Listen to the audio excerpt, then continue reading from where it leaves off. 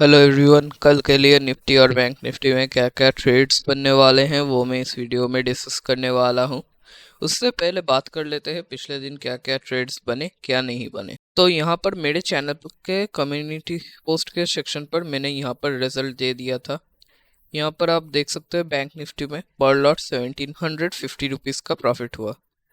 Entry था 49,845 पर और लेवल था 49,825 पर।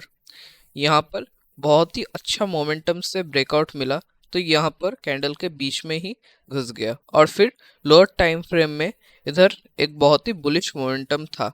तो यहाँ पर एक बुलिश मोमेंटम एक्सपेक्ट कर ही सकते थे 5 मिनट के टाइम फ्रेम पर। तो यहाँ पर मैंने एंट्री कर दी। और यहाँ पर निफ्टी के देख सकते हैं, निफ्टी के पर लॉट 500 रुपीज़, यहाँ पर एंट्री हुआ 23,416 के लेवल पर और यहाँ पर टारगेट था 23,443 के लेवल पर। यहाँ पर ब्रेकआउट थोड़ा ज़्यादा ऊपर दे दिया, अगर थोड़ा सा नीचे और आता तो ये पर लॉट प्रॉफिट 750 हो जाता। ये तो हो गए पिछले दिन के सारे ट्रेड्स। अब बात कर लेते हैं आज के लिए निफ्टी के क्या क्या ट्रेड्स बनेंगे। अगर निफ्टी इस एरिया में ओपन होता है तो जो हमारा पहला लेवल है 23,481। अगर निफ्टी इस एरिया में ओपन होने के बाद ऊपर आके क्लोजिंग दे तो मैं इधर कॉल का ट्रेड नहीं लूंगा। मैं निफ्टी को घूम फिर के नीचे आके क्लोजिंग देने का वेट करूंगा और यहाँ से एक पुट का ट्रेड लूंगा। इसका पहला टारगेट होगा 23,432 और दूसरा टारगेट होगा 23,381। और 23,432 के लेवल पर हम लोग यहाँ पर 90% लॉट्स बुक कर लेंगे, क्योंकि ये वाला सपोर्ट थोड़ा सा ज़्यादा स्ट्रॉन्ग है। और 23,481 के लेवल पर यहाँ पर मार्केट नीचे ओपन होने के बाद इधर रिजेक्शन लेके भी ट्रेड दे सकता है। तो यहाँ पर थोड़ा सा आपको ध्यान रखना पड़ेगा, आपको देखना पड़ेगा मार्केट कैसा बिहेवियर करता है। जैसा बिहेवियर करेगा वैसा ट्रेड्स बनेंगे। और यहाँ पर अगर रिजेक्शन में ट्रेड हुआ तो शायद 1 से 2 बार स्टॉप लॉस हिट हो जाए, फिर ट्रेड पूरा टारगेट दे सकता है। पूरा 23,432 से 23,381 दोनों टारगेट एक साथ दे देगा। अब बात कर लेते हैं in case Nifty 50 gap down open हो जाए इस एरिया के अंदर। अगर निफ्टी 50 इस एरिया में गैप डाउन ओपन होने के बाद इधर नीचे से ऊपर आके क्लोजिंग दे तो मैं इधर कॉल का ट्रेड नहीं लूंगा।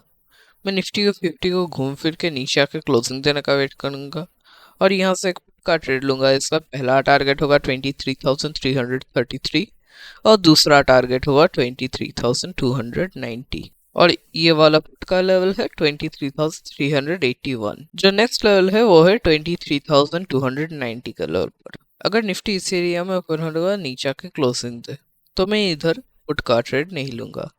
मैं निफ्टी 50 को घूम फिर के ऊपर आकर क्लोजिंग देने का वेट करूंगा और यहाँ से कॉल का ट्रेड लूंगा। इसका पहला टारगेट होगा 23,333 और दूसरा टारगेट होगा 23,381। अब ये तो हो गए कल के लिए निफ्टी के ट्रेड्स। अब बैंक निफ्टी के बारे में बात करने से पहले कुछ इंपॉर्टेंट चीज़ें बता देता हूँ। जो पहला चीज़ है, अगर आपको प्राइस एक्शन का बेसिक नॉलेज नहीं है तो आप बिल्कुल मेरे ट्रेड प्लान को मत फॉलो करना, आपका बेकार का लॉस हो सकता है। जो दूसरा चीज़ है वो है, मैं मेरे फर्स्ट टारगेट पे 80% लॉट्स बुक कर लेता हूँ और सेकंड टारगेट में बाकी 20% बुक कर लेता हूँ।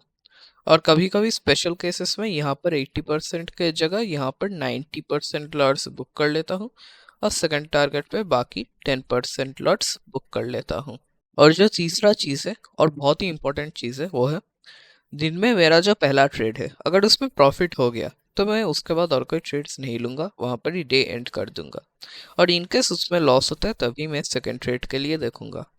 अब फर्स्ट और सेकंड ट्रेड में एक बहुत ही इंपॉर्टेंट फैक्टर है, वो है इंडेक्स जितना बढ़ रहा है उसका एट द मनी का प्रीमियम को सिमिलर प्रोपोर्शन में बढ़ना चाहिए। मतलब अगर इंडेक्स 2 रुपये बढ़ रहा है तो उसका एट द मनी का प्रीमियम को 1 रुपये बढ़ना चाहिए। अगर ऐसा होता है तभी मैं वो ट्रेड लूंगा। अगर इंडेक्स 2 रुपये बढ़ रहा है और एट द मनी का प्रीमियम 1 रुपये 20 पैसा बढ़ रहा है तब मुझे थोड़ा सावधान हो जाना है, क्योंकि यहाँ पर अचानक मोमेंटम ज़्यादा हो गया है। तो यहाँ पर मार्केट अचानक से रिवर्स भी कर जा सकता है, तो आपको ये चीज़ ध्यान में रखना है। अब बात कर लेते हैं बैंक निफ्टी के बारे में। अगर बैंक निफ्टी इस एरिया में ओपन हो जाए तो जो हमारा पहला लेवल है 50,206।